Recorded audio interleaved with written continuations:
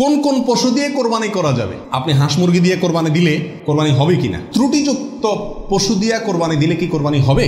ত্রুটিযুক্ত পশু, একটা পশুর ভিতরে কোনো দোষ আছে, ত্রুটি আছে, সমস্যা আছে, রোগবালাই আছে, ওইটা এমনি জবাই করে খেতে পারবেন, কিন্তু কোরবানি দিলে কোরবানি হবে কিনা? কেনার পর যদি ত্রুটি দেখা যায় তাহলে কি করবে? আপনি ভালো পশু কিনে নিয়ে আসলেন, কোরবানি করবেন, রেখে দিচ্ছেন, খাওয়াচ্ছেন, হঠাৎ করে দেখা গেল চোখের সমস্যা, যে কোনো কারণে পা ভেঙে গেছে, বড় ধরনের সমস্যা হয়েছে, তখন কি করবেন? কোরবানির দিন হাঁস মুরগি জবাই করা জায়েজ আছে কিনা? কোরবানির পশু এটা দেখায় বেড়ানো, প্রদর্শন করে বেড়ানো, এটা কি জায়েজ আছে কিনা? কোরবানির পশু কেনার পরে এবং জবাই করার পরে পশুর সঙ্গে সেলফি তুলে এটা ফেসবুকে দেওয়া যাবে কিনা? আগে কোরবানি দেওয়া যাবে কিনা? পরিবারের সব সদস্য বা একাধিক সদস্য যদি সামর্থ্যবান হয় তাহলে সবাই দিবে, নাকি গোটা পরিবারের পক্ষ থেকে একজন দিলেই চলবে?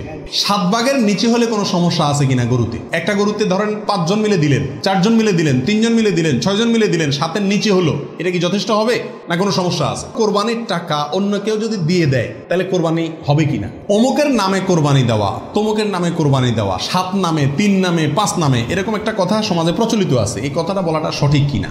কয়েকজন মিলে 1 ভাগ কোরবানি দিতে পারবে কিনা? 2 জন, 3 জন, 4 জন, 5 জন মিলে 1 ভাগ কোরবানি দিতে পারবে কিনা? লোন করে কোরবানি করা যাবে কিনা? হাওলাত করে, ঋণ করে কোরবানি করা যাবে কিনা? ঋণগ্রস্ত ব্যক্তির জন্য কোরবানি দেওয়া উত্তম নাকি ঋণ দেওয়া উত্তম? হাজী সাহেবদের জন্য দেশে কোরবানি করা জরুরি কিনা? যারা হজ করতে আসছেন তারা দেশে তাদের পক্ষ থেকে কোরবানি দিতে হবে কিনা? জবাইয়ের সময় বিসমিল্লাহ বলতে যদি কেউ ভুলে যায় তাহলে কি করবে? কোরবানিকারীকে কি চুল, নখ ইত্যাদি কাটা থেকে বিরত থাকতে হবে? পশুর জান যাওয়ার আগে কি চামড়া ছিলা জায়েজ আছে? কোরবানির গোশত দিয়ে দিনের প্রথম খানা খেতে হয়, এই কথাটা কতটুকু সঠিক? কোরবানি আর আকিকা এ দুটো একসাথে দেওয়া যাবে কিনা? মৃত ব্যক্তির নামে কোরবানির বিধান কি? কোরবানির পশু অমুসলিমকে দেওয়া যাবে কিনা? কোরবানির গোশত 3 দিনে বেশি রাখা জায়েজ আছে কিনা? কোরবানি কি জরুরি কোনো বিধান নাকি ঐচ্ছিক? অর্থাৎ কোরবানি কি সবার জন্য করা জরুরি নাকি কোরবানি সুন্নাত, নফল, মুস্তাহাবি জাতীয় কোনো আমল?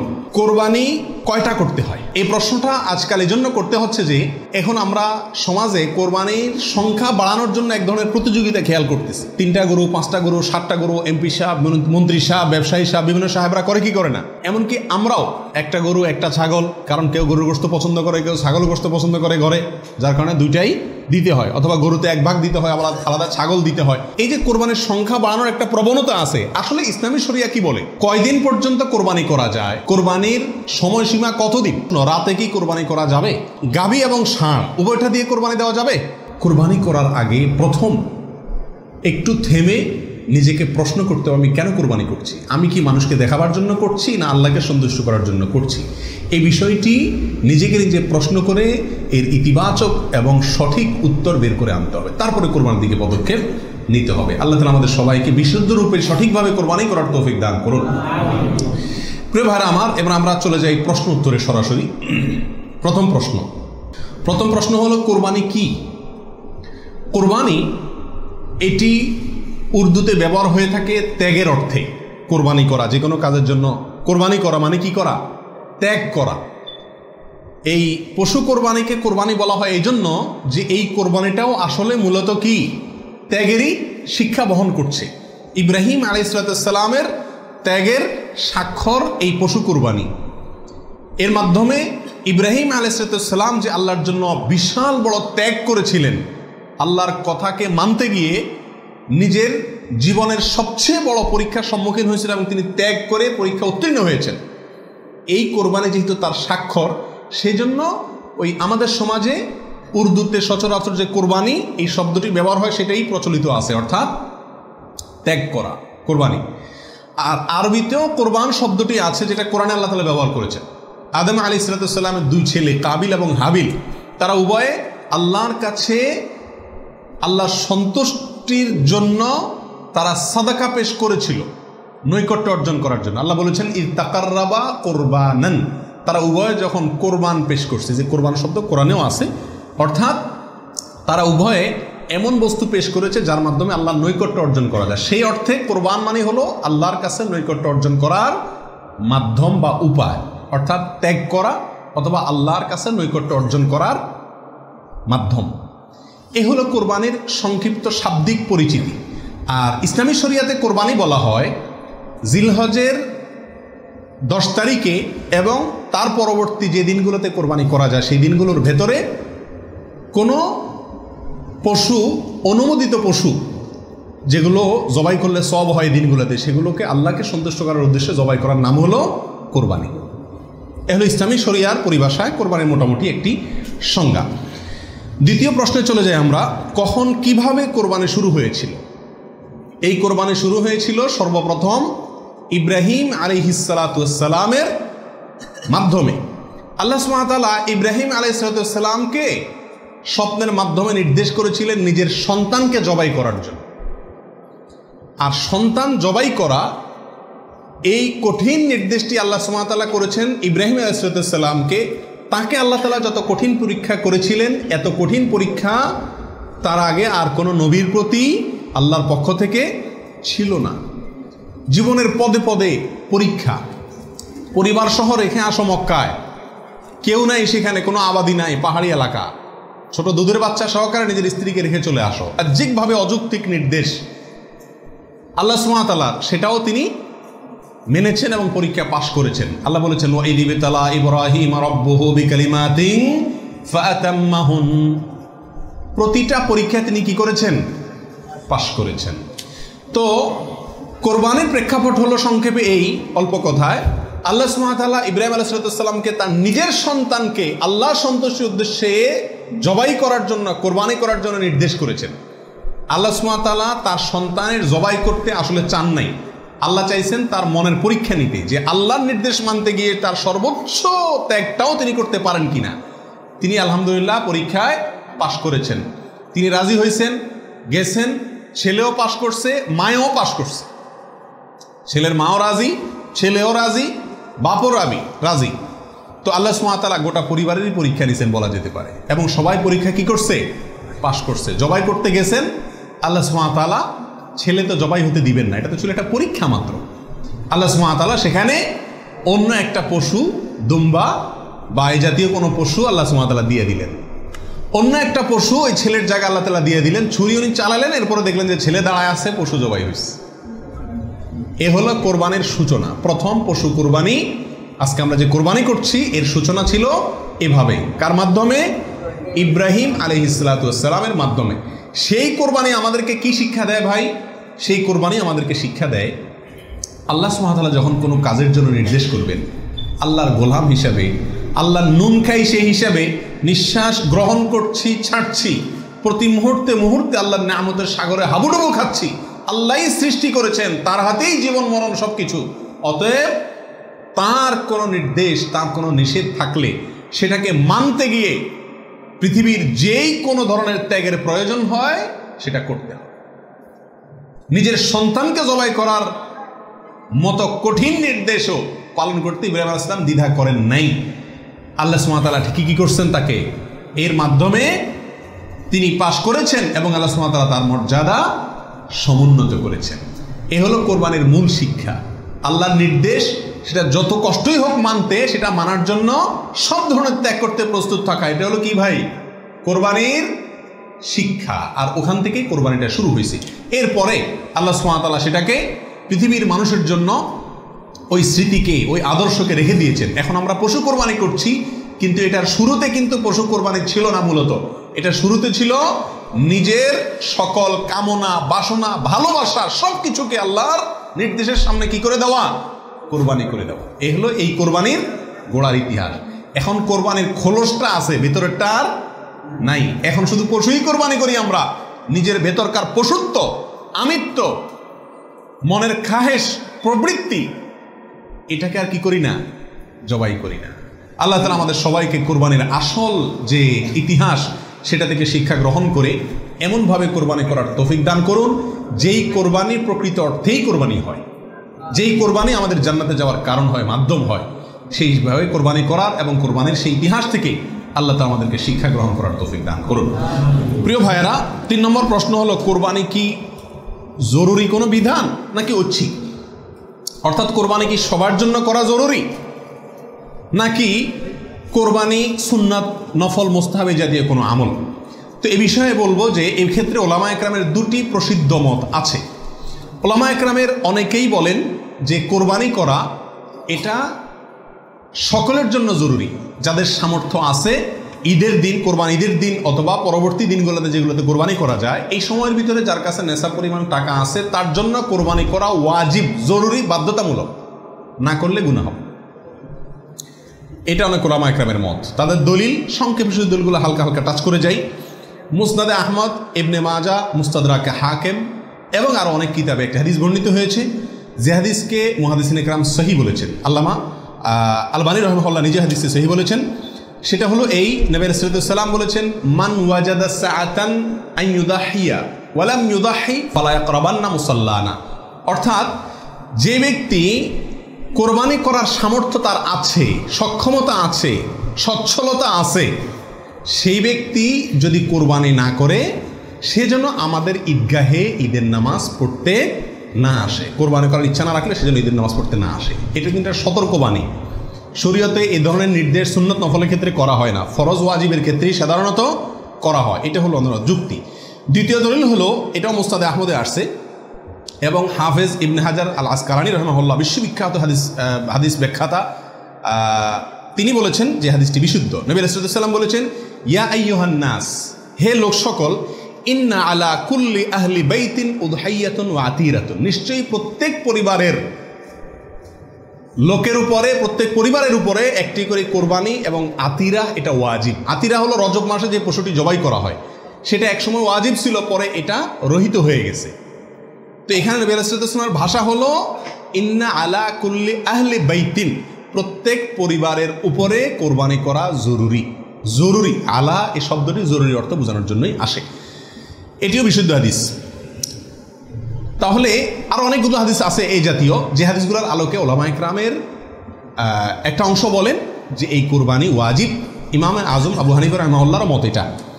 এর বিপরীতে অনেক ওলামা ইকরাম বলেন কোরবানি করা ওয়াজিব নয়, এটা সুন্নাতে মুআক্কাদা। সুন্নাতে মুআক্কাদা মানে কি? সুন্নাত কিন্তু খুবই গুরুত্বপূর্ণ সুন্নাত, বিনা কারণে এটা ছাড়া মাকরুহ, অপছন্দনীয়, ভালো কাজ নয়। সুন্নাতে মুআক্কাদা এবং ওয়াজিবের সাথে খুব বেশি তারতম্য নাই, কাছাকাছি গুরুত্বের বিচারে প্রায়। সাহাবীদের ভিতরে অনেক প্রসিদ্ধ সাহাবী, তারা কোরবানি করতেন না, ওয়াজিব মনে করবে মানুষ এই ভয়, এরকম কোনো বর্ণনা পাওয়া যায়। তারপরে কোনো বর্ণনা জানাবে এটাকে সুন্নাতু আবিকুম ইব্রাহিম এ জাতীয় শব্দ ব্যবহার করেছেন। এসব কারণে ওনারা সুন্নত বলেন, সুন্নতে মুআক্কাদা বলেন। যাই হোক, সর্বসাকুল্যে এই কোরবানি খুবই গুরুত্বপূর্ণ একটি বিধান, এটা হলো নিশ্চিত। ওয়াজিবের মতটা গ্রহণ করলে এটা বেশি সতর্কতা হয় এবং ইখতিলাফ এবং মতপার্থক্যের ঊর্ধ্বে উঠা যায়, এবং অনেকগুলো বর্ণনা এর পক্ষে রয়েছে। 4 নম্বর প্রশ্ন হলো, কোরবানি কয়টা করতে হয়? এই প্রশ্নটা আজকাল এই জন্য করতে হচ্ছে যে এখন আমরা সমাজে কোরবানির সংখ্যা বাড়ানোর জন্য এক ধরনের প্রতিযোগিতা খেয়াল করতেছি। 3টা গরু, 5টা গরু, 7টা গরু, এমপি সাহেব, মন্ত্রী সাহেব, ব্যবসায়ী সাহেব, বিভিন্ন সাহেবরা করে কি করে না, এমনকি আমরাও একটা গরু, একটা ছাগল, কারণ কেউ গরুর গোশত পছন্দ করে, কেউ ছাগল গোশত পছন্দ করে ঘরে, যার কারণে দুইটাই দিতে হয়, অথবা গরুতে 1 ভাগ দিতে হয়, আবার আলাদা ছাগল দিতে হয়। এই যে কোরবানির সংখ্যা বাড়ানোর একটা প্রবণতা আছে, আসলে ইসলামী শরিয়া কি বলে? কোরবানির পশু বা কোরবানির সংখ্যা কতগুলো হওয়া জরুরি? তো এর উত্তর হলো যে কোরবানি মূলত একটি কোরবানি যথেষ্ট। একাধিক কোরবানি হওয়া এটা কি না? জরুরি না। নবী আলাইহিস সালাতু ওয়াস সালামের ব্যাপারে সুনানে তিরমিজিতে একটা হাদিস আসছে, যেটা কি ইমাম তিরমিজি হাসান বলেছেন, অন্যান্য ওলামা একরাম অনেকে জয়ীফ বলেছেন। কিন্তু জয়ীফ বললেও ওই একই বিষয়ে আরও বিভিন্ন হাদিস আছে। সর্বসাকুল্যে ওলামা একরামের বিষয়টা প্রমাণিত। সেটা হলো যে নবী আলাইহিস সালাম 10 বছর মদিনাতে বসবাস করেছেন হিজরতের পরে, এবং এই 10 বছরের প্রতি বছর তিনি কোরবানি করেছেন। প্রতি বছর তিনি কি করেছেন? এবং 2টি হৃষ্টপুষ্ট ভেড়া তিনি কোরবানি করেছেন, 2টি করেছেন। তিনি যদি চাইতেন সংখ্যা অনেক বাড়াইতে পারতেন, উট এবং আরো অনেক বড় বড় পশু দিয়ে কি করতে পারতেন? কোরবানি করতে পারতেন। কিন্তু 2টি ভেড়া কোরবানি করেছেন। তার একটি হলো তার নিজের এবং নিজের পরিবারের পক্ষ থেকে, আরেকটি তার গোটা উম্মতের পক্ষ থেকে, তাওহীদবাদী উম্মতের পক্ষ থেকে। তাহলে বোঝা গেল কোরবানির সংখ্যা বাড়ানোর ভিতরে খুব বেশি কল্যাণ নাই। হ্যাঁ, কেউ যদি কোনো এলাকাতে গরিব মানুষকে খাওয়ানোর উদ্দেশ্যে বেশি কোরবানি করে, নাম ফুটানোর উদ্দেশ্য না থাকে, তাহলে অবশ্যই সেই জন্য তিনি আল্লাহর কাছে কি পাবেন? আজর এবং সওয়াব পাবেন। 5 নম্বর প্রশ্ন হলো, কয়দিন পর্যন্ত কোরবানি করা যায়? কোরবানির সময়সীমা কতদিন? এর উত্তর হলো, এক্ষেত্রে ওলামা একরামের 2টি মত আছে। অনেক ওলামা একরামের মতে কোরবানি করা যায় ঈদের দিন, জিলহজের 10 তারিখ, আর 11 এবং 12 এই 3 দিন। এটা ইমাম আবু হানিফা রাহিমাহুল্লাহর মত। এর বিপরীতে অনেক উলামা ইকরামের মত হলো কোরবানি এটা 4 দিন পর্যন্ত করা যায়, কোরবানি ঈদের দিন এবং তারপরে আরও 3 দিন, 11, 12, 13। যুক্তি হলো যে আইয়ামে তাশরিক, এক হাদিসে আসছে একেবারে সুস্পষ্টভাবেই যে আইয়ামে তাশরিক এই দিনগুলা সবগুলোই হলো জবাই করার দিন, অর্থাৎ কোরবানি করার দিন। সেহেতু আইয়ামে তাশরিক হলো ঈদের দিন, ঈদের পরে আরও 3 দিন, অর্থাৎ 13 তারিখ, চাঁদের 13 তারিখের সন্ধ্যার আগ পর্যন্ত। এ হলো কোরবানির দিন। তবে কোরবানি প্রথম দিন ঈদের নামাজের পরপরই করা বেশি উত্তম, এতে কোনো সন্দেহ বা ইখতিলাফ কারোর নাই। এবারে সারা দুনিয়ার উলামা ইকরাম একমত। কারণ নবী আলাইহিস সালাম ঈদের দিন ঈদের নামাজের পরপরই সাধারণত কি করতেন? কোরবানি করতেন। দ্বিতীয় তৃতীয় দিনে তিনি নিতেন না। অতএব একেবারে শুরুতেই করে ফেলা হলো সবচেয়ে উত্তম এবং বেস্ট। এবারে কারো কোনো দ্বিমত নাই। 6 নম্বর প্রশ্ন, কোন সময় থেকে কোরবানি করা যাবে? উত্তর হলো ঈদের নামাজ যখন পড়া হবে, যেই এলাকাতে গরুটা জবাই হবে ওই এলাকাতে যখন ঈদের নামাজ শেষ হবে, ঈদের নামাজ শেষ হওয়ার পরপরে কি করা যাবে? কোরবানি করা যাবে। আরেক এলাকাতে ঈদের নামাজ শেষ হয়েছে, সেজন্য আপনার এলাকাতে আপনি কি করবেন না? কোরবানি করবেন না। আপনার এই পশু যারা কোরবানি করবে তারা ঈদের নামাজ পড়ার পরপরে কি করতে পারবেন? কোরবানি করতে পারবেন। এ হলো কোরবানির সময়। এরপরে আসি 7 নম্বর প্রশ্ন, রাতে কি কোরবানি করা যাবে? এই প্রশ্নের উত্তর হলো রাতে কোরবানি করাকে উলামা ইকরাম মাকরুহ বা অপছন্দনীয় বলেছেন। তার কারণ হলো কোরবানি একটা আল্লাহর গুরুত্বপূর্ণ বিধান। এখানে পশুর রগ নির্দিষ্ট সংখ্যায়, নির্দিষ্ট রগগুলো কাটা যেতে হবে। রাতে করলে অন্ধকারে সেগুলো কম বেশ হয়ে যেতে পারে, এই আশঙ্কায় দিনের বেলায় করা উত্তম এবং রাতের বেলায় মাকরুহ বলেছেন। তবে যদি পর্যাপ্ত আলোর ব্যবস্থা থাকে এবং এরকম কোনো ভুল হওয়ার আশঙ্কা না থাকে তাহলে রাতেও কোরবানি করা যাবে, অর্থাৎ এই দিনগুলোতে আর কি, যে দিনগুলোতে করা যায়। এরপরে আসি 8 নম্বর প্রশ্ন, কোন কোন পশু দিয়ে কোরবানি করা যাবে? আপনি হাঁস মুরগি দিয়ে কোরবানি দিলে কোরবানি হবে কিনা? তো এর উত্তর হলো বড় পশুর ভিতরে 3 ধরনের পশু আর ছোট পশুর ভিতরে 3 ধরনের পশু, এগুলো দিয়ে কি করা যাবে? কোরবানি দেওয়া যাবে। বড় পশুর ভিতরে কোরবানি দিতে পারবেন উট, গরু, মহিষ, এগুলো দিয়ে। মহিষ দিয়ে দিতে পারবেন কিনা এটা নিয়ে উলামা ইকরামের ভিতরে সামান্য ইখতিলাফ আছে। অনেকে মহিষকে গরুর অন্তর্ভুক্ত করেছেন, অনেকে করেন নাই। যার কারণে যারা করেছেন তারা বলছেন করা যাবে, যারা করেন নাই তারা বলছেন করা যাবে না। এই জন্য একান্ত অনন্য উপায় না হলে সেদিকে না যাওয়াই ভালো, ইখতিলাফের দিকে। আর ছোট পশুর ভিতরে 3টা, দুম্বা, ছাগল এবং ভেড়া, এগুলো দিয়ে কি করা যাবে? কোরবানি করা যাবে। এছাড়া অন্য কোনো পশু দিয়ে, এই গৃহপালিত পশু ছাড়া আপনি হরিণ দিয়ে অথবা অন্য কোনো হালাল পশু যেটা গৃহপালিত না সেটা দিয়ে কি করা যাবে না? কোরবানি দেওয়া যাবে না, দিলে কোরবানি হবে না। 9 নম্বর প্রশ্ন হলো গাভী এবং ষাঁড় উভয়টা দিয়ে কোরবানি দেওয়া যাবে? কি বলেন? গাভী এবং ষাঁড় দুটা দিয়ে কোরবানি দেওয়া যাবে? যাবে। গাভী দিয়েও দেওয়া যাবে, ষাঁড় দিয়েও দেওয়া যাবে। 10 নম্বর প্রশ্ন হলো পশুর বয়স কত হতে হবে? কত বছর বয়স হলে আপনি সেই পশু দিয়ে কি করতে পারবেন? কোরবানি দিতে পারবেন। এর উত্তর হলো পশু যদি হয় সবচেয়ে বড় পশু অর্থাৎ উট, তাহলে সেক্ষেত্রে সেটার বয়স হতে হবে কমপক্ষে 5 বছর। কত বছর? 5 বছরের নিচে যদি উটের বয়স থাকে ওইটা এমনি জবাই করতে খেতে পারবেন, কিন্তু কোরবানি হিসাবে কি করতে পারবেন না, জবাই করলে ওটা কোরবানি আদায় হবে না। গরু যদি হয় তাহলে সেক্ষেত্রে তার বয়স হইতে হবে কমপক্ষে 2 বছর। আর ছাগল, দুম্বা, ভেড়া এগুলো যদি হয় তাহলে তার বয়স হইতে হবে কমপক্ষে 1 বছর। তাহলে ছোট পশুগুলা 1 বছর, গরু 2 বছর, উট 5 বছর। ছোট পশুর মধ্যে আবার দুম্বা, ভেড়া এগুলো যদি 6 মাসের বয়স, 7 মাস, 8 মাসের বয়সেরটা দেখতে 1 বছরটার মতো বড় দেখা যায় তাহলে চলবে, কিন্তু ছাগলের ক্ষেত্রে পরিপূর্ণ কি হইতে হবে? 1 বছর হওয়া লাগবে। 11 নম্বর প্রশ্ন হলো দাঁত দেখে বয়স নির্ধারণ করে আমাদের দেশে, এটা কি ঠিক নাকি বেঠিক? কি বলেন আপনারা? এটা ঠিক। কারণ হলো পশু বিশেষজ্ঞ যারা আছেন, পশু সম্পর্কে যারা ভালো বুঝেন, পশু লালন পালনে যারা দক্ষ, অভিজ্ঞ, তারা পশুর গালের ভেতরকার বিশেষ ধরনের দাঁত যখন একটা বের হয় তখন বুঝেন এটা 1 বছর হয়েছে, 2টা বের হলে বুঝেন 2 বছর হয়েছে, এবং এটা অভিজ্ঞতা দ্বারা মোটামুটি প্রমাণিত, প্রতিষ্ঠিত। যার কারণে ওইটার উপরে নির্ভর করে বছর নির্ধারণ করা, নির্ণয় করা কি আছে? সঠিক। তবে কোনো পশু যদি নিশ্চিতভাবে জানা যায় তার বয়স 1 বছর, 2 বছর বা যেই পরিমাণ বয়স হওয়া দরকার সেই পরিমাণ বয়স হয়েছে কিন্তু দাঁত উঠে নাই, তবুও সেটা দিয়ে কি দেওয়া যাবে? কোরবানি দেওয়া যাবে। দাঁতটা মেইন না, মেইন হলো বয়সটা ওই পরিমাণ হয়েছে কি না। ওই বয়সে হওয়ার পরও কি থাকতে পারে? দাঁত নাও থাকতে পারে। এরপরে আসি 12 নম্বর প্রশ্ন, ত্রুটিযুক্ত পশু দিয়া কোরবানি দিলে কি কোরবানি হবে? ত্রুটিযুক্ত পশু, একটা পশুর ভিতরে কোনো দোষ আছে, ত্রুটি আছে, সমস্যা আছে, রোগবালাই আছে, ওইটা এমনি জবাই করে খাইতে পারবেন, কিন্তু কোরবানি দিলে কোরবানি হবে কি না? এর উত্তর হলো কিছু কিছু ত্রুটি আছে, যেই ত্রুটিগুলো থাকলে পশু কোরবানি করলে ওই কোরবানি যথেষ্ট হবে না।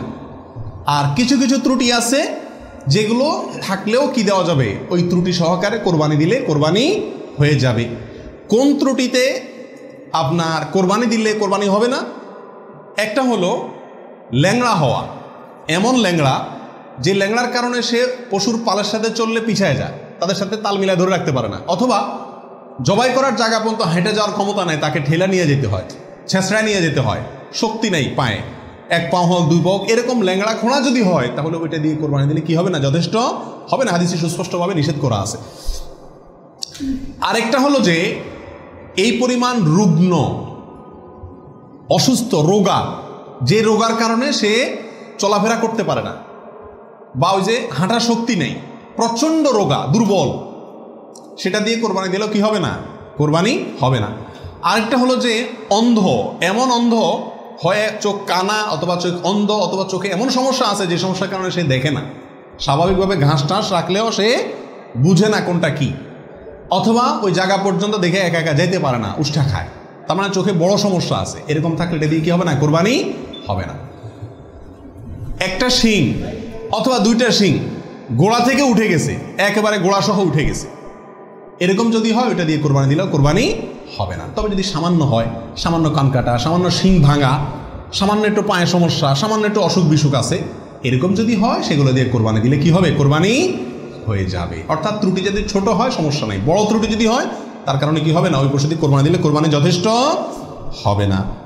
13 নম্বর প্রশ্ন হলো, কেনার পর যদি ত্রুটি দেখা যায় তাহলে কি করবে? আপনি ভালো পশু কিনে নিয়ে আসলেন, কোরবানি করবেন, রেখে দিচ্ছেন, খাওয়াচ্ছেন, হঠাৎ করে দেখা গেল চোখের সমস্যা, যে কোনো কারণে পা ভেঙে গেছে, বড় ধরনের সমস্যা হয়েছে, তখন কি করবেন? উত্তর হলো, যদি আপনি গরিব মানুষ হন তাহলে সেক্ষেত্রে যেটা আছে ওইটাই জবাই করবেন। আর যদি আপনার সামর্থ্য থাকে তাহলে সেক্ষেত্রে আপনার ওইটার বদলে আরেকটা পশু কিনে সেটাকে কি করবেন? কোরবানি করবেন। এরপরে আসেন 14 নম্বর প্রশ্ন, কোরবানির দিন হাঁস মুরগি জবাই করা জায়েজ আছে কিনা? আমাদের দেশে অনেকেই গ্রামের দেশে বলেন যে কোরবানির দিনগুলোতে, ঈদের দিনে কি করা যায় না? হাঁস মুরগি জবাই করা যায় না। আসলে কতটা সঠিক? উত্তর হলো এটা সম্পূর্ণ ভিত্তিহীন, বানোয়াট কথা। এর কোনো গ্রহণযোগ্য ভিত্তি ইসলামী শরিয়াতে নাই। বরং কোরবানি ঈদের দিনে কেউ চাইলে হাঁস বা মোরগ কি করতে পারবে? জবাই করতে পারবে। তবে যদি এটাকে কোরবানির নিয়তে করে যে আমার তো গরু ছাগল দেওয়ার সামর্থ্য নয়, আমি মুরগি দিয়েই দিলাম কোরবানি, তাহলে সেক্ষেত্রে এই জবাই কি হবে না? জায়েজ হবে না। কারণ এই পশু দিয়ে কি হবে না? কোরবানি হবে না। এমনি গোশত খাওয়ার জন্য যদি জবাই করে তাহলে ঈদের দিনেও জবাই করাতে কোনো সমস্যা নাই। 15 নম্বর প্রশ্ন হলো, কোরবানির পশু এটা দেখায় বেড়ানো, প্রদর্শন করে বেড়ানো, এটা কি জায়েজ আছে কিনা? আজকাল কোরবানির পশু কেনার পরে মহল্লাতে, গ্রামে, পাড়াতে, আশেপাশে একটা চক্কর মোটামুটি দেয় না? দেয় না? শুধু দেয় না, আপনার ওইটার গলায় একটা মালা লাগায়, হ্যাঁ, পারে না একটা সাইনবোর্ড লাগায় দেয় কার এটা সেটা, এবং তারপরে ওই গরুকে নিয়ে পুরো এলাকাতে ঘুরায়, এরপরে বলে যে এটা কার গরু, বলে অমুকের গরু। এরকম একটা প্রথা মোটামুটি অঘোষিতভাবে চালু আছে না নাই? এরকম প্রদর্শন করে বেড়ানো এটা কি সঠিক? এর উত্তর হলো না। এই প্রদর্শনটা সাধারণত হয়ে থাকে জাহির করার জন্য, সবাইকে দেখানোর জন্য। আর এই দেখানোটার ভেতরে কল্যাণের চাইতে অকল্যাণ বেশি। কেউ যদি বলে আমি এটা দেখাচ্ছি এই জন্য যাতে অন্যরা উৎসাহিত হয়, তাহলে তো এটা ভালো উদ্দেশ্য, কিন্তু এই উদ্দেশ্যে খুব অল্প সংখ্যক মানুষই কী করে? এটাকে শোডাউন করে। বরং এটা শোডাউন করে কি জন্য? সবাই জিজ্ঞেস করবে ভাই এটার দাম কত হয়েছে, কার গরু, মাশাআল্লাহ, জিতছে, হাসছে, এইসব যোগ বিয়োগ করবে। ঠিক না? আমি ঠিক? অতএব মানুষকে দেখায় বেড়ানোর উদ্দেশ্যে যদি এই কোরবানির পশুকে প্রদর্শন করা হয়, শোডাউন করা হয়, তাহলে এটা রিয়া, এবং রিয়ার কারণে গুনাহগার, এটা করা যাবে না। আল্লাহ আমাদেরকে বুঝার তৌফিক দান করুন। 16 নম্বর প্রশ্ন হলো, কোরবানির পশু কেনার পরে এবং জবাই করার পরে পশুর সঙ্গে সেলফি তুলে এটা ফেসবুকে দেওয়া যাবে কিনা, সামাজিক যোগাযোগের মাধ্যমে প্রচার করা যাবে কিনা, ইসলামের দৃষ্টিতে এর ভিতরে এর ব্যাপারে কোনো বাধা আছে কিনা? এর উত্তর হলো, কোরবানির পশু কেনার পরে অথবা জবাই করার পরে ওই পশুর সাথে সেলফি দেওয়া, সেলফিটাই তো অনেকের মতে এটা একটা মানসিক রোগে পরিণত হয়েছে। আর এই গরুকে কেনার পরে, ছাগল কেনার পরে তার সঙ্গে ছবি তুলে, সেলফি তুলে ওইটা ফেসবুকে বা সামাজিক যোগাযোগের মাধ্যমে প্রচার করা, এটা ইসলামী শরিয়ার দৃষ্টিতে খুবই গর্হিত এবং নিন্দনীয় একটি কাজ। বিশেষ করে এই জন্য যে প্রথমত বিনা প্রয়োজনে এই ছবিটা তোলা হচ্ছে, দ্বিতীয়ত হলো এর মাধ্যমে নিজে কি কোরবানি দিচ্ছে এটাকে কি করা হচ্ছে, জাহির করা হচ্ছে, প্রচার করা হচ্ছে। বাহবা কি আল্লাহর কাছ থেকে নিতে চান না মানুষের কাছ থেকে নিতে চান? আল্লাহর কাছ থেকে যদি নিতে চান তাহলে ওইটাকে প্রচার করে মানুষের কাছে লাইক কমেন্ট পাইলেন, সেই আশায় এটাকে আপনার লাইক কমেন্টের ব্যবসায়, বিজনেসের পুঁজি হিসাবে খাটাইলেন। আল্লাহর কাছে তার বিনিময় পাওয়ার আশা করা বড় কঠিন। এই জন্য এই গরুর সাথে সেলফি তোলা, বিশেষ করে জবাই করার পরে রক্ত সহকারে ছবি তোলা, এগুলো কোনো অবস্থাতেই ইসলামের শরিয়ার দৃষ্টিতে খুব একটা ভালো কাজ নয়। এগুলো থেকে আমাদের বিরত থাকা উচিত, মনে করা উচিত এটা একটা ইবাদত। এটা কি ইবাদত? ইবাদতের ক্ষেত্রে তামাশা বা যা মনে চাইলে তা করলাম, ফাইজলামতি করলাম, এর কোনো সুযোগ নাই। আল্লাহ আমাদেরকে বোঝার তৌফিক দান করুন। 17 নম্বর প্রশ্ন হলো, ভাগে কোরবানি দেওয়া যাবে কিনা? এটা একটা গুরুত্বপূর্ণ প্রশ্ন আজকালকার যুগে। কারণ কোনো ওলামা একরাম বলছেন ভাগে কোরবানি দেওয়া যাবে না, বরং গরু হোক আর ওঁট হোক, যত বড় পশুই হোক, দিলে একজনের পক্ষ থেকে দিতে হবে, 7 ব্যক্তির পক্ষ থেকে যথেষ্ট হবে। এই যে কথা প্রচলিত আছে, এটাকে অনেক কোনো ওলামা একরাম কি করছেন? অস্বীকার করছেন। আসলে সঠিক কোনটা এ ব্যাপারে আগেই বলেছি যে একাডেমিক আলোচনা খুব বেশি লম্বাচড়া করার ইচ্ছা নাই এবং সুযোগও নেই। শুধু সংক্ষেপে এটুকু বলবো, সব যুগেই সবচাইতে বেশি সংখ্যক ওলামাদের মতে, বলা যায় প্রায় সবার মতে, সমস্ত ওলামা একরামের মতেই বলা যেতে পারে প্রায়, গরুর ক্ষেত্রে একটা গরু 7 জন ব্যক্তির পক্ষ থেকে কি হবে? কোরবানির জন্য যথেষ্ট হবে। এক্ষেত্রে বিচ্ছিন্নভাবে যে 2-1 আলেম বলছেন যে গরু হোক আর ওঁট হোক একজন থেকে হবে, 7 জন থেকে হবে না, তাদের যুক্তিগুলা খুবই ঠুনকো এবং খুবই দুর্বল। নবী আলাইহিস সালাম যে সফরে একাধিক ব্যক্তিকে কোরবানিতে অংশগ্রহণের সুযোগ দিয়েছিলেন, তারা বলেন যে ওটা সফরের জন্য নির্দিষ্ট, অথচ নবী আলাইহিস সালাম সেটা নির্দিষ্ট করেন নাই, এটা ওনারা নির্দিষ্ট করছেন। নবী আলাইহিস সালামের কোনো নির্দেশ সফরে হোক, হাজারে হোক, সফরের বাইরে হোক, যে কোনো নির্দেশ সাধারণত ব্যাপকভাবেই সবার জন্য, সব সময়ের জন্য প্রযোজ্য হয় যদি কোরআন এবং সুন্নাহর কোনো বর্ণনা দ্বারা নবী আলাইহিস সালাম নিজে ওইটাকে নির্দিষ্ট না করে দেন। তিনি সফরে যদি কোনো নির্দেশ করেন, ওই সফরের বাইরের জন্য সেটা কার্যকর হবে কি হবে না? যদি কেউ সফরের জন্য নির্দিষ্ট করতে চায় তাহলে তার জন্য পৃথক দলিলের প্রয়োজন। বিধায় এটাই হলো বেশিরভাগ ওলামা একরামের মত। বিচ্ছিন্নভাবে কোনো আলেমের মত থাকতে পারে, কিন্তু সে 1-2 জন আলেমের কথা না শুনে সংখ্যাগরিষ্ঠ ওলামা একরামের মতের উপর আমল করবেন। গরুর ক্ষেত্রে 7 জনের পক্ষ থেকে যথেষ্ট হবে। তবে একটা কথা এখানে বলতেই হবে, সেটা হলো উত্তম হলো একাকি দেওয়া, ভাগে না দিয়ে কি দেওয়া? একাকি দেওয়া। এক্ষেত্রে কারোর কোনো দ্বিমত নাই, একাকি দিতে পারলে সেটা সবচেয়ে বেস্ট এবং ভালো। 18 নম্বর প্রশ্ন হলো, পরিবারের সব সদস্য বা একাধিক সদস্য যদি সামর্থ্যবান হয় তাহলে সবাই দিবে, নাকি গোটা পরিবারের পক্ষ থেকে একজন দিলেই চলবে?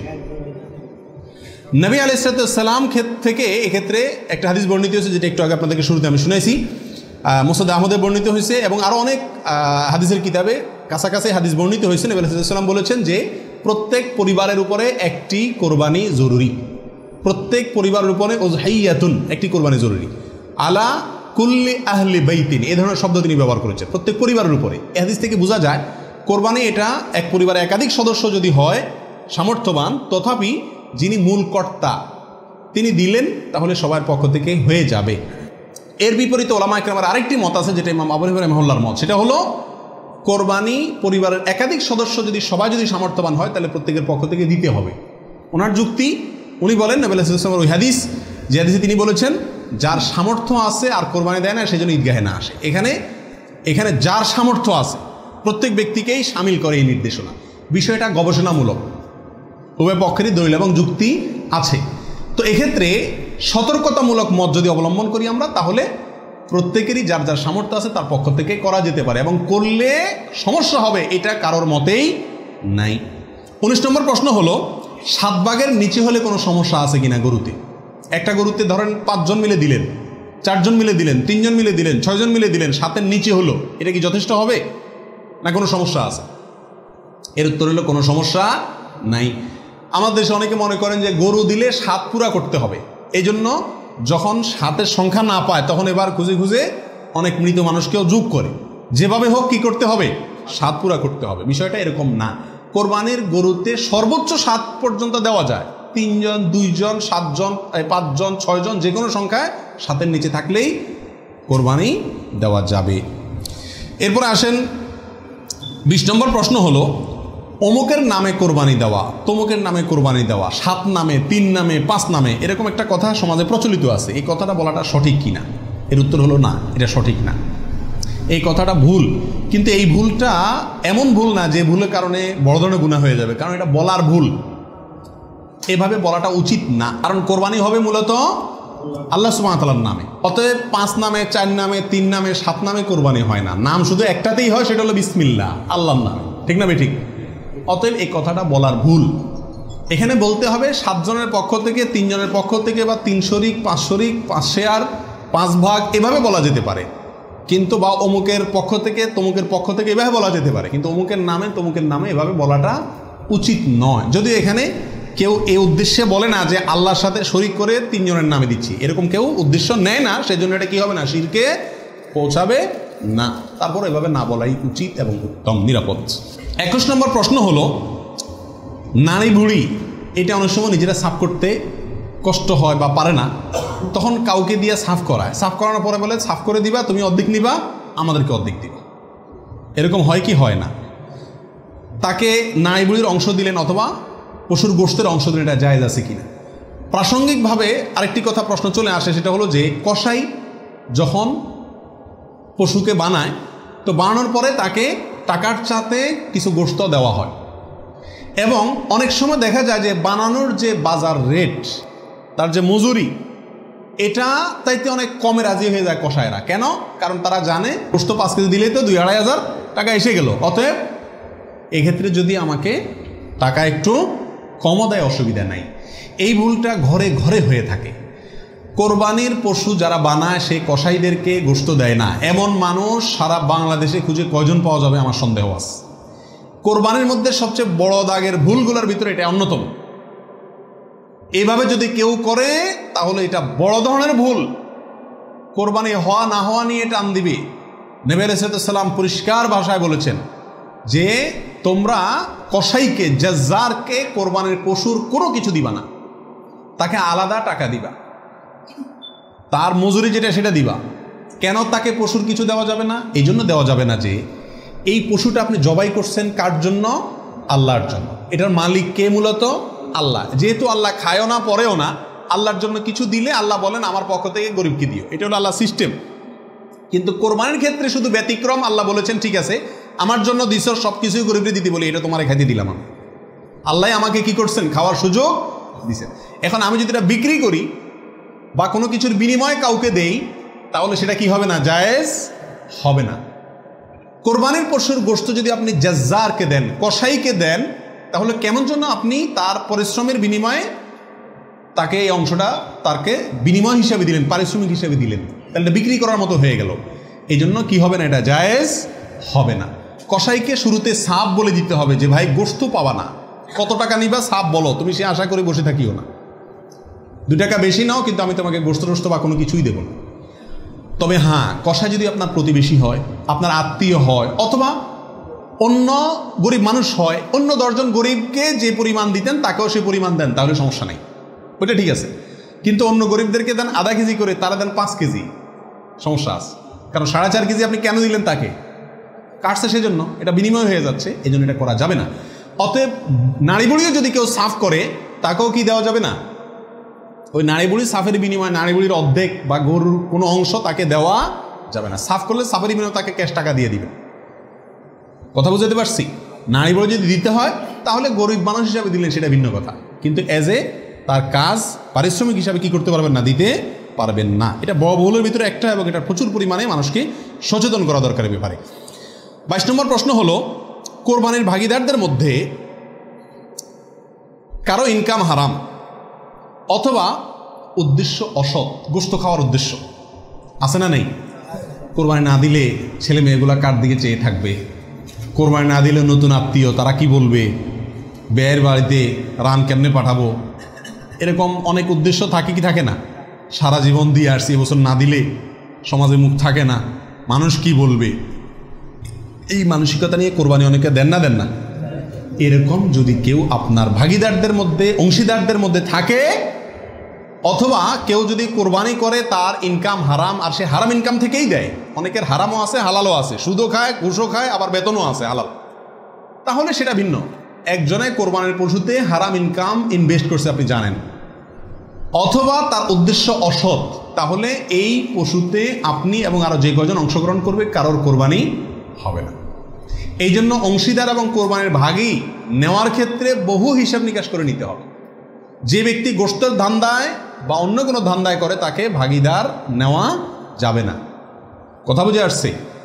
নিতে হবে যে শুধুমাত্র আল্লাহ সন্তুষ্ট করার জন্য, আল্লাহর সন্তুষ্টির জন্য যে কোরবানি করে তাকে, এবং সরাসরি হারাম টাকা ইনভেস্ট না করে ওই ব্যক্তিকে, যার ইনকাম হালাল, এরকম ব্যক্তিকে ভাগিদার হিসাবে নিতে হবে। আর না হলে ভাগি দেওয়ার দরকার নাই, একা একাই দিতে হবে। আল্লাহ তৌফিক দান করুন। 23 নম্বর হলো, রাসূল করিম সাল্লাল্লাহু আলাইহি সাল্লামের পক্ষ থেকে কোরবানি দেওয়া যাবে কিনা। আমাদের দেশে প্রচুর পরিমাণে মানুষ রাসূল করিম সাল্লাল্লাহু আলাইহি সাল্লামের পক্ষ থেকে কি দেয়? কোরবানি দিয়ে থাকে। এর উত্তর হলো, রাসূল আকরাম সাল্লাল্লাহু আলাইহি সাল্লামের নামে উম্মত হিসাবে আপনি তার পক্ষ থেকে কোরবানি দিতে পারবেন। নবী আলাইহিস সালাম নিজেও কোরবানি দিয়েছেন তার উম্মতদের পক্ষ থেকে। তবে মৃত ব্যক্তির নামে কোরবানি দেওয়ার ক্ষেত্রে জীবিত ব্যক্তির সাথে মিশিয়ে দেওয়া, মিক্স করে দেওয়া, জীবিত ব্যক্তির সাথে অধীনস্থ করে মৃত ব্যক্তির নাম যোগ করা বা তার পক্ষ থেকে দেওয়া, এটা হলো সবচেয়ে ঝামেলামুক্ত এবং মতপার্থক্যের ঊর্ধ্বে উঠা। কথা বুঝতে পারছি?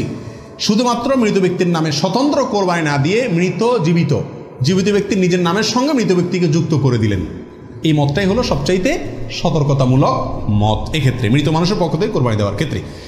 24 নম্বর প্রশ্ন হলো, মা বাবা, স্ত্রী, বড় ভাই, এদের কাউকে খুশি করার জন্য কারোর পক্ষ থেকে, সমাজে বলে কারোর নামে, কোরবানি দেওয়া যাবে কি যাবে না?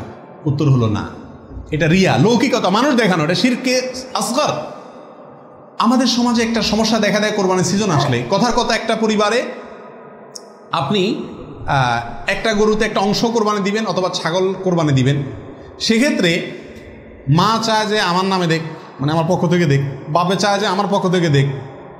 এখন ছেলে চিন্তা করে কারে খুশি করব। অনেক সময় স্ত্রী স্বামী দুজনের ভিতরে চায় যে আমার নামে দেখ, বড় ভাইয়ের নামে না দিলে বড় ভাই মুখ কালো হয়, এই জন্য কার নামে দিবে এটা নিয়ে এক ধরনের হেজিটেশনে মানুষ ভুগে। এক্ষেত্রে অনেক সময় অংশ বাড়ায় দেয় শুধু মাকে খুশি করার জন্য, যে ওনার নামেও কি করলাম, একটা দিলাম। এটা এক ধরনের রিয়া বা লৌকিকতা। যদিও যদি সওয়াবের উদ্দেশ্যে থাকে যে উনি ভালো কাজ করতে চান, সেই হিসাবে ওনাকে আমি ভালো কাজে সহায়তা করলাম, তাহলে ভিন্ন কথা। কিন্তু সাধারণত এই চিন্তাটা খুব কমই থাকে। এই জন্য কাউকে খুশি করার টার্গেটটা কোরবানিতে থাকা উচিত না। আর মা বাবা বা অন্যদেরও মনে রাখা উচিত, যার সামর্থ্য আছে সে দিবে, যে মূল কর্তা সে দিবে। এক্ষেত্রে আমার নামে দিল না, অমুকের নামে দিল না, অমুকের পক্ষ থেকে দিল না, এই জন্য মন খারাপ করা তাদেরও উচিত না, এটা বোকামি। 25 নম্বর প্রশ্ন হলো, কয়েকজন মিলে এক ভাগ কোরবানি দিতে পারবে কিনা? 2 জন 3 জন 4 জন 5 জন মিলে এক ভাগ কোরবানি দিতে পারবে কিনা? প্রবাসে দেখা যায় একটা রুমে 3 জন 4 জন আছে, তো কোরবানিদের দিন 4 জন মিলে যায় কি করে, একটা ছাগল কিনে নিয়ে আসে, আয়না জবাই করে। তো 4 জন মিলে যদি একটা ছাগল দেয়, অথবা একটা অংশ গরুতে হোক অথবা ছাগলে হোক, কোরবানিতে যদি একাধিক ব্যক্তি যদি এক অংশ দেয়, কোরবানি হবে? হবে না। একটা অংশ একজন দিবে, সেখানে কয়েকজন যদি সেখানে অর্থায়ন করে, কয়েকজন ভাগ বসায়, আর এক অংশ কয়েকজন মিলে দেয়, তাহলে কি হবে না? কোরবানি হবে না, ওটা গোশত খাওয়া হবে।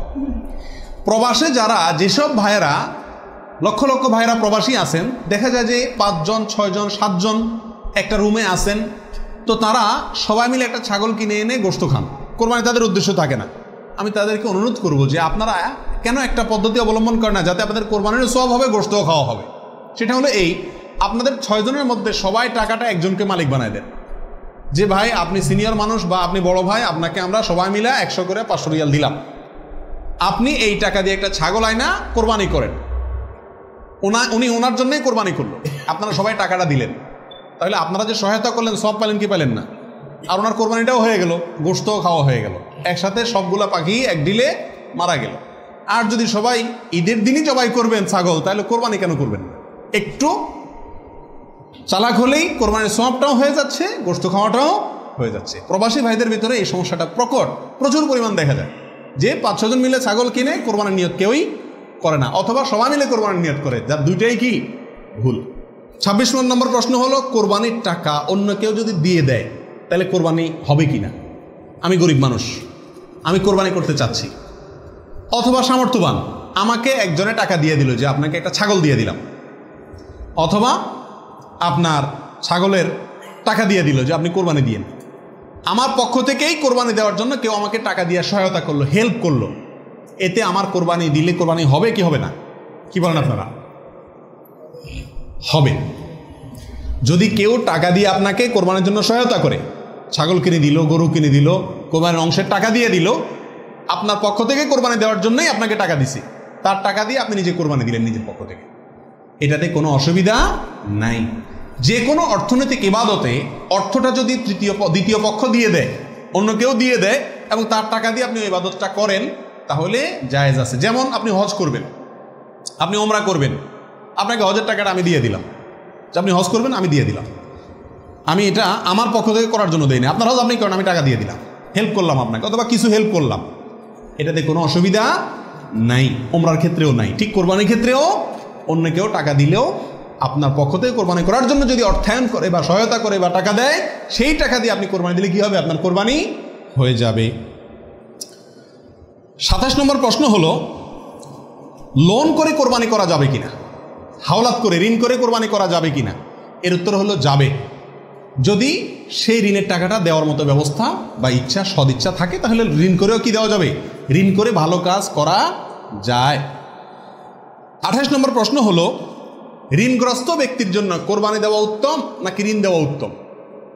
উত্তর হলো ঋণ দেওয়া উত্তম, কারণ কোরবানির চাইতে তার জন্য ঋণের গুরুত্ব বেশি। সে যদি ঋণগ্রস্ত হয়, তার জন্য কোরবানি ইসলামী শরীয়তে তার জন্য কোরবানি না, তার জন্য ঋণ দেওয়া জরুরি। সে ঋণ পরিশোধ করবে, এরপরে টাকা থাকলে কোরবানি দিবে, না থাকলে কোরবানি দিবে না। কিন্তু আমাদের আজকাল অবস্থা হলো, ঋণ থাকলেও আমরা কোরবানি দিই, কারণ না দিলে মুখ রক্ষা হয় না, ছেলে মেয়ে কার দিকে চেয়ে থাকবে, গোশত কোত্থেকে খাবে। অতএব এগুলা কোরবানি না, এগুলা নিছক গোশত খাওয়া এবং ফুর্তি। 29 নম্বর প্রশ্ন হলো, হাজি সাহেবদের জন্য দেশে কোরবানি করা জরুরি কিনা? যারা হজ করতে আসছেন তারা দেশে তাদের পক্ষ থেকে কোরবানি দিতে হবে কিনা? উত্তর হলো না। হাজি সাহেবরা যারা আসছেন, তারা হজ করতে এসে হজের পরে তারা দমের শকর দিচ্ছেন, শুকরিয়া স্বরূপ যে দম দিচ্ছেন, যেটাকে আমরা কোরবানি বলি, এখানে দিচ্ছেন, তাদের জন্য দেশে তাদের পক্ষ থেকে আর কোরবানি দেওয়া কিনা জরুরি না। তাছাড়া তারা মুসাফির অবস্থায় মুসাফির ব্যক্তির জন্য কি দিতে হয় না? কোরবানি দিতে হয় না। 30 নম্বর প্রশ্ন হলো, বিয়ের অলিমার গোশত সংগ্রহের জন্য কোরবানি করা জায়েজ আছে কিনা? আমাদের দেশে উল্লেখযোগ্য সংখ্যক বিয়ে হয়ে থাকে কোরবানিদের পরে। আপনারা খেয়াল করবেন, আগদ হয়তো আগে পরে হয়, খাওয়ান দাওয়ানের অনুষ্ঠান হয় কোরবানিদের পরে। আল্লাহ মাফ করুক, কোরবানির সময় তো গরু একটা এমনি জবাই করা লাগে, তো ওই সময় যদি অলিমার অনুষ্ঠানটা বা বৌভাতের অনুষ্ঠানটা করা যায়, তাহলে তো ওই গোশত দিয়েই সারা যায়, গোশতের টাকাটা বেঁচে যায়। যদি কারোর এরকম উদ্দেশ্য থাকে, তাহলে সেক্ষেত্রে তার কোরবানি হবে না। আর যদি কেউ মনে করে যে না, ঈদের পরে সবাইকে পাইতে সুবিধা হয়, সেই জন্য ওই টাইমটাতে করতেছি, অথবা আপনার কোরবানি করলাম, অলিমার জন্য আলাদা গরু জবাই করলাম, অথবা আপনার কোরবানির গোশত অলিমার জন্য করি না, আমি অলিমা করলেও একটা গরু দেই, অন্য বছর না থাকলেও একটা গরু আল্লাহর জন্য দেই, এরকম যদি কেউ থাকে তাহলে তার জন্য জায়েজ। আর তা না হলে এই কোরবানির গোশত দিয়ে অলিমা সারা, অনুষ্ঠান সারা, এটা যদি ওই উদ্দেশ্যে করে, তাহলে সেক্ষেত্রে এটা কোরবানি হবে না, বরং এটা এক ধরনের তামাশা হবে কোরবানির নামে। 32 নম্বর প্রশ্ন হলো, কোরবানির সুন্নাহ পদ্ধতি কি? কোন দিকে ফিরে জবাই করতে হবে? এর উত্তর হলো, কোরবানির সুন্নাহসম্মত পদ্ধতি হলো পশুকে মাথা দক্ষিণ দিকে দিয়ে পাও কেবলামুখী করে তারপরে বিসমিল্লাহি আল্লাহু আকবার বলে কি করতে হবে? জবাই করতে হবে। জবাই করার ক্ষেত্রে সাধারণত পশুর কানকে গলার দিকে টেনে ধরলে যে জায়গায় এসে কান থামে ওই জায়গা বরাবর যদি ছুরি চালানো হয় তাহলে খুব দ্রুত পশুর জবাই হয়ে যায়, কষ্ট কম হয়, হাঁডি টাডির উপরে যায় না সাধারণত। বাকি এই জায়গাটা ধরে যেখানে হাড্ডি নেয় সেখানে ছুরি চালানো এবং পশ্চিম দিকে ফিরিয়ে দক্ষিণমুখী করে করা। যদি কেউ অন্য কোনো দিকে ফিরে করে ফেলে তাহলেও তার কোরবানি হয়ে যাবে, কিন্তু এটা সুন্নার খেলাফ হলো। রাসূল আকরাম সাল্লাল্লাহু আলাইহি সাল্লাম থেকে এভাবে কোরবানি করাটাই প্রমাণিত আছে। 32 নম্বর প্রশ্ন হলো কোরবানির ভাগিদারদের নাম জপা কোরবানির পরে এটা জরুরি কিনা। আপনারা দেখবেন ভাগিদারে কোরবানি যদি দেয় তার লিস্ট লিখতে লিখতে অবস্থা খারাপ হয়ে যায়, এবং যিনি কোরবানির পশু জবাই করেন ওই হুজুর নাম নিতে নিতে অবস্থা খারাপ। আল্লাহর নামে এতবার নেয় কিনা সন্দেহ, এতবার ওই ভাগিদারদের নাম নেয়, কারণ ভালো করে নাম নিলে টাকা পাওয়াও, কোরবানি জবাইয়ের টাকা পাওয়াও কঠিন হয়ে যাবে। তো এটা জরুরি কিনা? উত্তর হলো এটা মুস্তাহাব। কোরবানি করার পরে আল্লাহুম্মা তাকাব্বালহু মিন ফুলান ফুলান ফুলান, আল্লাহ এটাকে অমুকের পক্ষ থেকে নাম ধরে তাদের পক্ষ থেকে কবুল করুন, এরকম বলাটা মুস্তাহাব, উত্তম। রাসূল আকরাম সাল্লাল্লাহু আলাইহি ওয়াসাল্লাম নিজেও বলেছেন আল্লাহ এটা আমার পক্ষ থেকে কবুল করেন, এটা আমার উম্মতের পক্ষ থেকে কবুল করেন, আমার পরিবার এটা আমার উম্মতের পক্ষ থেকে। তাহলে এভাবে সবাইয়ের পক্ষ থেকে কোরবানি যে কয়জন দিচ্ছে তাদের পক্ষ থেকে কোরবানি হচ্ছে এই কথাটা, এবং তাদের পক্ষ থেকে আল্লাহ কবুল করেন, এটা বলাটা উত্তম, মুস্তাহাব কিন্তু কিনা। কোনো কারণে যদি এটা কেউ বলতে ভুলেও যায়, নিয়ত যেহেতু আছে আল্লাহ জানেন, অতএব কি হয়ে যাবে? কোরবানি হয়ে যাবে। 33 নম্বর প্রশ্ন হলো শ্বশুর বাড়ি থেকে কোরবানির পশু হাদিয়া নেওয়া জায়েজ আছে কিনা। জোরে সোরে এই কালচারটা ইদানিং ছড়াইতেছে, মানুষের টাকা পয়সাও হয়েছে, এই জন্য ওই মেয়ের বাপের বাড়ির পক্ষ থেকে ছেলের বাপের বাড়িতে গরু পাঠায়, ছাগল পাঠায়। আগে পাঠাইতো রান, কল্লা, গোস্ত। এখন গোস্ত, কল্লা আর রানে জামাইরাও খুশি না আর বাপ মাও দিয়া সন্তুষ্ট না, এই জন্য পাঠায় ডাইরেক্ট গরু বা ছাগল। এটা জায়েজ আছে কিনা? উত্তর হলো যদি হাদিয়া হিসাবে দেয় তাদেরও সামর্থ্য আছে, অভাব নাই, আর এটা লোকচক্ষু ভয়ে অথবা সমাজের মানুষের বলার ভয়ে বা অন্য কোনো কারণে না দেয়, এমনি আসলে হাদিয়া দিছে, তাহলে তো হাদিয়া নেওয়া তো জায়েজ আছে, বরং সুন্নাত। কিন্তু যদি এটা হয় যে না দিলে জামাই কি বলবে, জামাইয়ের মা খোঁচাবে, অমুকরা খোঁচাবে, তমুকরা খোঁচাবে, এসব কারণে যদি দেয় তাহলে সেটা গ্রহণ করা জামাইয়ের পরিবারের জন্য কি হবে না? জায়েজ হবে না। এবং এটা খুবই বাজে একটা কালচার। উচিত তো হলো জামাই বাবাজিয়ে শাশুড়ির জন্য, শ্বশুরবাড়ির জন্য গরু ছাগল পাঠানো, এটা হলো উচিত। কারণ তারা সারা জীবন এই মেয়েটাকে বড় করে লাখ লাখ টাকা ইনভেস্ট করে মানুষ করে আমাকে দিয়ে দিছে, আমি বছরে বছরে একবার করে তাদের একটা গরু ছাগল দিতে পারলে ভালো হয়। খবরদার আবার শ্বশুরবাড়িতে দিলেন, বাহর বাড়িতে কিছুই দিলেন না। অনেকে আছে শ্বশুরবাড়ির অন্ধ, আবার সেটাও আবার সঠিক না। ব্যালেন্স রাখতে হবে, আল্লাহ তৌফিক দান করুন। 35 নম্বর প্রশ্ন হলো বৈদ্যুতিক মেশিনে জবাই করা জায়েজ আছে কিনা। আপনারা জানেন যে উন্নত দেশগুলোতে বৈদ্যুতিক মেশিন দিয়ে জবাই করার একটা কালচার প্রচলিত আছে, বা অটোমেটিক মেশিন দিয়ে জবাই করার কালচার আছে। এটা দিয়ে জবাই করলে জবাই হবে কিনা? উত্তর হলো পশু জবাই হওয়ার জন্য শর্ত হলো পশুর নির্দিষ্ট কয়েকটা রগ আছে, রগগুলা কাটা যেতে হবে এবং রক্ত প্রবাহিত হইতে হবে।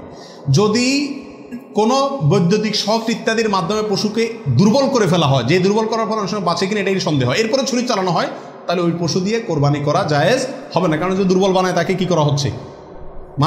জবাই করা হচ্ছে, বিধায় এটা জায়েজ নাই। আর যদি ছুরি দিয়ে করা হয় এবং মানুষের হাত না লাগে এবং বিসমিল্লাহ বলা হয়, মুসলমানে সুইচ চালায়, তাহলে সেক্ষেত্রে ছুরি দিয়ে যদি জবাই হয়, কাটা যায়, তাতে কি হবে? কোরবানি হয়ে যাবে ইনশাআল্লাহ, এবং জবাই বিশুদ্ধ হবে। 35 নম্বর প্রশ্ন হলো জবাইয়ের সময় বিসমিল্লাহ বলতে যদি কেউ ভুলে যায় তাহলে কি করবে। এর উত্তর হলো নিজের পশু তো নিজে জবাই করা উত্তম। যারা প্রফেশনাল জবাই করেন মৌলভী সাহেবরা, তারা তো ভুলের কথা না, কারণ তাদের অভ্যাসই আছে। নিজেটা নিজে করতে গেলে ডরে ভয়ে ভুলেও যেতে পারে। যদি কেউ ভুলে যান, ভয়ের কোনো কারণ নাই। মুসলমান যদি ভুলেও যায় তবুও সেই পশু হালাল হবে, খাওয়া হারাম হবে না। ইচ্ছাকৃত যদি কেউ বিসমিল্লাহ না বলে সেটা ভিন্ন কথা, সেটা সমস্যা আছে। কিন্তু ভুলে যদি বিসমিল্লাহ না বলে তাতে পশু হালালই থাকবে, হারাম হবে না ইনশাআল্লাহ। 36 নম্বর প্রশ্ন হলো কোরবানিকারীকে কি চুল, নখ ইত্যাদি কাটা থেকে বিরত থাকতে হবে। উত্তর হলো হ্যাঁ। নবী রাসূলুল্লাহ সাল্লাল্লাহু আলাইহি ওয়াসাল্লাম বলেছেন মান আরাদা আন ইউদাহিয়া, যে ব্যক্তি কোরবানি করার ইচ্ছা রাখে, পোষণ করে, ফালা ইয়াখুয মিন শা'রিহি ওয়া আযফারিহি শাইআ, সেই জন্য তার নখ, চুল ইত্যাদি কোনো কিছুতে হাত না দেয়। কোরবানির ঈদের 10 দিন আগে, চাঁদ যেদিন উঠবে ওই দিন থেকে নিয়ে ঈদের দিন পর্যন্ত এগুলো করা যাবে না। কি করা যাবে না? চুল, নখ ইত্যাদি কাটা যাবে না, কাটবে না কোরবানিকারী ব্যক্তি। কোরবানি দেওয়ার পরে চুল, নখ ইত্যাদি কাটবে, এটা খেয়াল রাখা উচিত। 37 নম্বর প্রশ্ন হলো, কোরবানিকারী ব্যক্তি এই 10 দিন দাড়ি শেভ করতে পারবে কিনা? জটিল একটা প্রশ্ন। কোরবানি করবেন, বাকাওয়াতি করবেন, খুব ভালো কথা, জায়গায় এসে ধরা গেছেন, দাড়ি শেভ করতে পারবেন কিনা? উত্তর হলো না। দাড়ি তো কোরবানি করলেও শেভ করা যাবে না, না করলেও শেভ করা যাবে, এটা তো সর্বাবস্থায় চাঁচা হারাম। সেক্ষেত্রে কোরবানির এই সিজনগুলোতে এসে গুরুত্বটা আরও বাড়ে। একে তো এমনি হারাম, আবার কোরবানি করছেন সেজন্য নবী সাল্লাল্লাহু আলাইহি ওয়াসাল্লাম বলছেন আপনি যেন না ধরেন, এগুলোতে হাত না দেন। তাহলে কোরবানি করার যদি ইচ্ছা থাকে, আল্লাহকে সন্তুষ্ট করতে আসলেই মনে চান, তাহলে এই 10 দিন দাঁড়িতে কি করতে পারবেন না? শেভ দিতে পারবেন না। খোঁচা খোঁচা দাঁড়ি নিয়ে কি করতে হবে? মসজিদে যেতে হবে। কোরবানি দেওয়া শেষ, এবার কি করতে পারবেন? দাঁড়ি শেভ করতে পারবেন না, তাও যাবে না। আল্লাহ আমাদের বোঝার তৌফিক দান করুন। 38 নম্বর হলো, কোরবানির গোশত দিয়ে দিনের প্রথম খানা খেতে হয়, এই কথাটা কতটুকু সঠিক? উত্তর হলো পুরাই সঠিক। রাসূল আকরাম সাল্লাল্লাহু আলাইহি সাল্লাম থেকে বর্ণিত হয়েছে যে তিনি ঈদুল আজহাতে, ঈদুল ফিতরের ব্যতিক্রম করতেন। ঈদুল ফিতরে কিছু একটা মিষ্টি খেয়ে, খেজুর টেজুর খেয়ে তারপরে ঈদগাহে যেতেন, আর ঈদুল আজহাতে সারাদিন কিছু খেতেন না, কোরবানির পশুর গোশত দিয়ে প্রথম খানা খেতেন দিনের। অতএব আপনি গরু দেন, ছাগল দেন, যেটা দিয়ে কোরবানি করেন, দিনের প্রথম খানা কি দিয়ে হওয়া উত্তম? ওই গোশত দিয়ে হওয়া উচিত। গোশতটা তো আল্লাহকে দিয়ে দিয়েছেন, আল্লাহর নামে জবাই করছেন, আল্লাহ আপনাকে হাদিয়া দিয়েছেন। এই জন্য আল্লাহর হাদিয়ার আগে একটু পেটটা খালি রাখেন, আকর্ষণ করে খান, তাহলে ইনশাআল্লাহ সেটা আপনার জন্য, আপনার আল্লাহর হাদিয়াকে আপনি মূল্যায়ন করলেন, সেটা প্রমাণ হবে। 39 নম্বর প্রশ্ন হলো, পশুর রক্তে নাকি আরোগ্য আছে, কোরবানির পশুর রক্তে, এই কথাটা কতটুকু সঠিক? কোনো কোনো এলাকাতে আমি নিজের চোখে বহুবার দেখার দুর্ভাগ্য হয়েছি, অনেকে দেখা যায় কোরবানির পশু জবাই করার সময় রক্তগুলা একটা বাড়িতে করে নিয়ে যায় গরম গরম, এরপরে নিয়ে পোলাপাইনরে খাওয়ায়। এটা খাওয়াইলে বলে অনেক রোগ বালাই ভালো হয়। বুঝাচ্ছে কথা? এটা সম্পূর্ণ কুসংস্কার। কোরবানির পশুতে কোনো আরোগ্য নাই, এটা ভুল ধারণা, এটা থেকে বেঁচে থাকা উচিত। 40 নম্বর প্রশ্ন হলো, পশুর জান যাওয়ার আগে কি চামড়া ছিলা জায়েজ আছে? উত্তর হলো না, কঠোরভাবে নিষেধ। আমাদের দেশে কসাইরা এবং যারা চামড়া ছিলে নিজেরা অনেক সময় দেখা যায় জান এখনো পুরো বাইর হয় না, রু বাইর হয় না, তার আগেই ওই পায়ের রগ কাটা শুরু করে, চামড়া ছিলা শুরু করে, পুরো নাড়াছাড়া করে। এটা জায়েজ নাই, এটা গুনাহের কাজ। আপনি কোরবানি করছেন ইবাদত, অথচ গুনাহ হচ্ছে সাথে। নবী সাল্লাল্লাহু আলাইহি ওয়াসাল্লাম বলেছেন, ইন্নাল্লাহা কাতাবাল ইহসানা আলা কুল্লি শাই, আল্লাহ সব বিষয়ের প্রতি ইহসান করার নির্দেশ করেছেন। অতএব ফাইদা কাতালতুম ফাআহসিনুল কিতলাতা ওয়া ইযা যাবাহতুম ফাআহসিনুজ যাবিহাতা, তোমরা যখন কোনো পশুকে জবাই করবে তখন ওই পশুর প্রতি রহম করিও, ভালো করে ধারটা দিয়ে নিবে, নবী সাল্লাল্লাহু আলাইহি ওয়াসাল্লাম বলছেন, যাতে করে তার রু বের হইতে কষ্ট না হয়। সেখানে জীবিত অবস্থায় এখনো মরে নাই, আপনি চামড়া ছিলা শুরু করে দিলেন, এটা খুবই অন্যায় এবং জুলুম। কোনো পশু কষায় যদি করে তাকে থামাই দিবেন যে রু যেতে দাও, তারপরে হাত দাও। 41 নম্বর প্রশ্ন হলো, কোরবানি আর আকিকা এই দুটো একসাথে দেওয়া যাবে কিনা? এটা কমন প্রশ্ন আমাদের সমাজে। এর উত্তর হলো, অনেক উলামায়ে কেরামের মতে দেওয়া যাবে, ফতোয়া শামী ইত্যাদিতে তাই লেখা আছে যে দেওয়া যাবে কোরবানি আর আকিকা একসাথে একই গরুর মধ্যে। আর অনেক উলামায়ে কেরামের মধ্যে দেওয়া যাবে না। দেওয়া যাবে না এর ভিতরে আপনার পাকিস্তানের খুব নামকরা মুফতি ছিলেন মুফতি রশিদ আহমদ রাহিমাহুল্লাহ, আহসানুল ফতোয়ার লেখক। তিনি হানাফি মাযহাবের বড় উলামায়ে কেরামের মধ্যে থেকে তিনি কঠোরভাবে এর বিরুদ্ধে করেছেন এবং বলেছেন কোন অবস্থাতেই কোরবানি আর আকিকা একসাথে মিক্স করা যায় না, উচিত না। কারণ কোরবানি একটা ইবাদত, আকিকা আরেকটি ইবাদত। আর তাছাড়া গরু এক অংশে একাধিক ব্যক্তি দিতে পারবে, এটা কোরবানির ক্ষেত্রে নবী সাল্লাল্লাহু আলাইহি ওয়াসাল্লাম বলছেন, আকিকার ক্ষেত্রে বলেন নাই। সেই জন্য কোরবানি এবং আকিকা পৃথক হওয়া উচিত। একই দিনে হতে পারে, কিন্তু গরুর অংশে কোরবানির না, এই আকিকার কারণ নামের অংশ থাকা উচিত না। এই মতটা বেশি শক্তিশালী এবং বেশি সতর্কতামূলক। 42 নম্বর প্রশ্ন হলো, ভিন্ন দেশে কোরবানি করা যাবে কি না? আপনি এই দেশে আছেন, আপনার কোরবানি দেশে আপনার পক্ষ থেকে হলো, এটা জায়েজ আছে কিনা? উত্তর হলো আছে। এটা কোনো কোনো ক্ষেত্রে উত্তম হয় যদি আপনার উদ্দেশ্য হয় এমন যে ওখানে আরও বেশি অভাবী মানুষ আছে, আমি তাদেরকে গোশত দেব। কিন্তু সবসময় এটা হওয়া উচিত না। প্রবাসীরা যেখানে আছেন সেখানেও কোরবানির কালচার চালু করা উচিত। আমার জানা মতে প্রবাসী যারা আছেন, লক্ষ লক্ষ প্রবাসী, সবাই কোরবানি দেওয়ার সামর্থ্য আছে। এদের 10% লোকও এখানে কোরবানি দেয় না, কারণ কোরবানি দিলে আমার গোশত খাবে কে? দান্দা হলো গোশতের দিকে। এটা সব যদি মনে করে তাহলে তো যেখানে থাকি সেখানেই দেওয়া উচিত, এটা হলো মূল বিধান। অন্য জায়গায় আপনি দিবেন যদি সেখানে দিলে বেশি সওয়াব হয়। অবশ্যই গ্রামে আমাদের দেশে গরিব বেশি, সেই হিসাবে সেখানে গোশত দিলাম, সেই নিয়তে দিলেন, ঠিক আছে। কিন্তু আপনি এই নিয়তে দেন যে আমি এখানে গোশত যদি কোরবানি দেই তাহলে গোশত সব হাতে বুতে খাইব, আমার পরিবারের লোকজন তো পাইব না, এই নিয়ত যদি হয় তাহলে সেটা কিন্তু অন্যায় এবং ভুল। 43 নম্বর প্রশ্ন হলো, ভিন্ন দেশে কোরবানি করলে কোন সময়ের দিকে খেয়াল করে কোরবানি করবে? কথার কথা, আপনার কোরবানি দেশে হচ্ছে, তো এখানে যদি একদিন আগে পরে চাঁদ দেখা দেখি হয়, টাইম আগে পরে হয়, তাহলে কোন হিসাবে করবে? আপনার সময় না তাদের সময়? আপনার কোরবানি কিন্তু। এর উত্তর হলো যেই দেশে কোরবানি হচ্ছে, পশু যেখানে আছে সেখানকার সময় দেখে কি করতে হবে? কোরবানি করতে হবে। আপনার এখানে ঈদের নামাজ হয়েছে কি হয় না সেটা দেখা দেখির দরকার নাই। 44 নম্বর প্রশ্ন হলো, কোনো কারণে কোরবানি করতে না পারলে, পশু কিনছেন কিন্তু কোরবানি করতে পারেন না, করবেন কি? উত্তর হলো যে পরবর্তীতে কি করে দিবেন? আপনি সদকা করে দিবেন। মৃত ব্যক্তির নামে কোরবানির বিধান কি? একটু আগে যেটা বললাম, অর্থাৎ শুধু মৃত ব্যক্তির নামে আলাদা কোরবানি দেওয়া যায়। অনেক উলামা ইকরাম বলেন, কিন্তু অনেক উলামা ইকরাম বলেন যারা মৃত ব্যক্তির সাথে জীবিত ব্যক্তির সাথে মৃত ব্যক্তিকে যোগ করে দেওয়া যাবে। আপনি একটা ছাগল দিলেন, বললেন যেটা আল্লাহ আমার এবং আমার মৃত বাবার পক্ষ থেকে, এভাবে করা যাবে। আর নবী আলাইহিস সালাম একটি ছাগল তার পুরো উম্মতের পক্ষ থেকে দিয়েছেন, জীবিত মৃত সবাই মোটামুটি এর ভিতরে শামিল। 45 নম্বর গেল। 46 নম্বর হলো, কোরবানির পশুর চামড়ার বিধান কি? উত্তর হলো, কোরবানির পশুর চামড়া এটা নিজে ব্যবহার করতে পারলে সেটা করা উচিত। চামড়া প্রসেস করে ব্যবহার করতে পারলে এটা করা উচিত। কোথাও কোথাও মানুষ খায়, যদি খাইতে পারেন চামড়া পরিষ্কার করে সেটাও আপনার জন্য ঠিক আছে, কিন্তু কোরবানির পশুর চামড়া বিক্রি করা হয় আমাদের দেশে বেশিরভাগ ক্ষেত্রে, এই কাজটা অনুত্তম কাজ, অনুচিত কাজ। কেন? কারণ কোরবানির গোশত এটাও বিক্রি করে আপনি টাকাটা দানে করে দিলেন, কিন্তু এটা উচিত না, বিক্রি করবেন না। আপনি হয় সরাসরি গোশত দিবেন, না নিজে খাবেন, দুটার একটা। বিধায় কোরবানির পশুকে আপনার কোনোভাবেই এটার কোনো অংশকে বিক্রি করে তারপর টাকাটা আপনি দানে করে দিলেন, কিন্তু বিক্রি করার দিকে না যাওয়াটাই উচিত। সরাসরি ওই জিনিসটা দান করলে সেটাই বেস্ট। 47 নম্বর প্রশ্ন হলো, কোরবানির পশুর কোনো অংশ বিক্রি করা জায়েজ আছে কিনা? চামড়ার ক্ষেত্রে এই কথা চলে আসছে অনেকাংশে, তাও পৃথক করে বলতে হয় যে না, কোরবানির পশুর গোশত, হাড্ডি, বুড়ি কোনো কিছু বিক্রি করা যিনি কোরবানি করছেন তার জন্য জায়েজ নাই, উচিত নাই। তবে যাকে আপনি দান করছেন গরিব মানুষ, সে যদি নিয়ে আবার বিক্রি করে দেয় তার জন্য কি আছে? জায়েজ আছে। কোরবানির পশুর চর্বি অথবা হাড্ডি এগুলো বিক্রি করার একটা প্রথা আছে আমাদের দেশে, এটা করা যাবে না। কোরবানির ঈদের আমি খেয়াল করছি ভ্যানালারা বাইর হয়, অতিরিক্ত চর্বিগুলো আছে এগুলো কেজি দরে কিনে, হাড্ডি কিনে এগুলোকে বিভিন্ন কাজে ব্যবহার করা হয়। তো আমাদের জন্য এগুলো বিক্রি করে নিজে খাওয়ার তো প্রশ্নই ওঠে না। যদি বিক্রি করেই ফেলেন তাহলে এটা দান করে দিতে হবে গরিবকে, আর বিক্রি না করে ওটা হয় এমনি আল্লাহর রাস্তায় কাউকে দিয়ে দিবেন, আর না হলে নিজে খাবেন, ব্যবহার করবেন, বিক্রি করবেন না।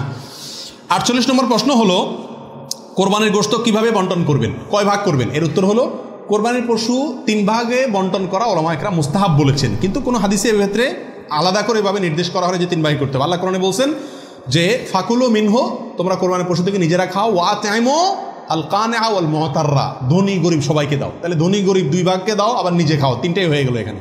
এর থেকে 3 ভাগ মোটামুটি এভাবে ইঙ্গিতে বোঝা যাচ্ছে, কিন্তু এটা কোনো জরুরি কিছু না। আর সহিহ মুসলিম হাদিসে আছে নবী আলাইহিস সালাম বলেছেন তোমরা নিজেরা খাও, আবার রেখেও দাও, আবার দানও করো, অর্থাৎ 3টা করা যাবে। আবার সহিহ মুসলিমের আরেক বর্ণনায় আসছে তোমরা খাও এবং মানুষকে খাওয়াও। তাহলে বোঝা গেল নিজে খাওয়া, অন্যকে দান করা সবগুলাই উত্তম এই কোরবানির গোশতের ক্ষেত্রে। 49 নম্বর প্রশ্ন হলো, সমাজের ভাগ বলে একটা ভাগ প্রচলিত, যেটা জায়েজ আছে কিনা? অনেক এলাকাতে কোরবানি করার পরে সমাজের ভাগ উঠায় নেয় জোর করে, বা বলা ছাড়া, জোর করা লাগে না, এমনি সবাই দেয়। এটা জায়েজ আছে কিনা? উত্তর হলো এটা উচিত না, এটা অন্যায়। কেন?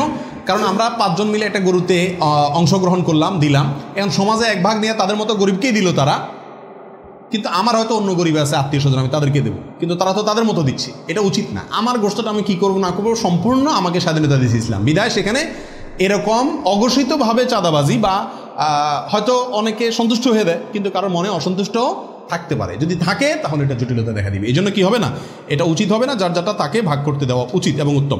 50 নম্বর প্রশ্ন হলো, কোরবানির পশু অমুসলিমকে দেওয়া যাবে কিনা? উত্তর হলো কোরবানির গোশত অমুসলিমকে খাওয়ানো যাবে, অসুবিধা নেই, শরীয়তে কোথাও নিষেধাজ্ঞা নাই, অমুসলিমকেও খাওয়ানো যাবে। 51 নম্বর প্রশ্ন হলো, কোরবানির গোশত 3 দিনে বেশি রাখা জায়েজ আছে কিনা? উত্তর হলো জায়েজ আছে, 3 দিনে বেশি রাখা যাবে না এমন কোনো কথা নাই। 52 নম্বর প্রশ্ন হলো, কোরবানির গোশত শুকায় রাখা জায়েজ আছে কিনা? যে এলাকায় ফ্রিজ নাই তারা শুকায় রাখতে পারবে কিনা? অনেকে বলেন আমাদের দেশে যে কোরবানির গোশত কি কারণ যায় না, শুটকি বানানো যায় না, এতে গরুর কষ্ট হয়, পশুর কষ্ট হয় বা গুনাহ হয়, এগুলা মন গড়া কথাবার্তা, এটা সঠিক নয়। বরং যে কোনোভাবে আপনি চাইলে কি করতে পারবেন, গোশত রাখতে পারবেন। আল্লাহ সুবহানাহু ওয়া তাআলা আমাদের সবাইকে বিশুদ্ধ রূপে সঠিকভাবে কোরবানি করার তৌফিক দান করুন। জাযাকুমুল্লাহ ওয়া আখিরু দাওয়ানা আলহামদুলিল্লাহ।